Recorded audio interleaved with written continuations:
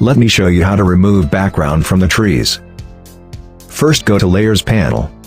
Duplicate the layer by pressing Ctrl J. Select the duplicate layer. And got the tool menu. And select Magic Wand tool. And click on the background which you want to remove. And got to select. And click Similar. And hold Shift key. And click the entire background.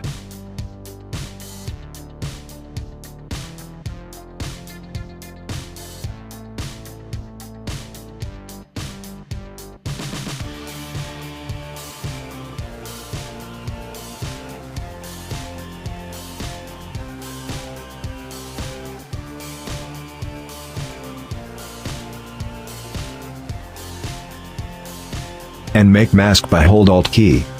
Let me show you by adding color in background.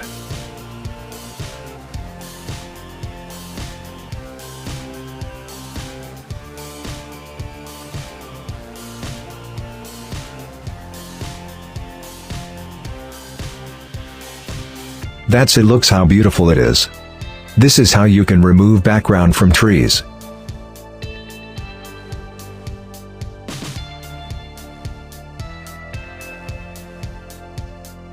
Hope you like. Please like, share and subscribe my channel for more interesting videos.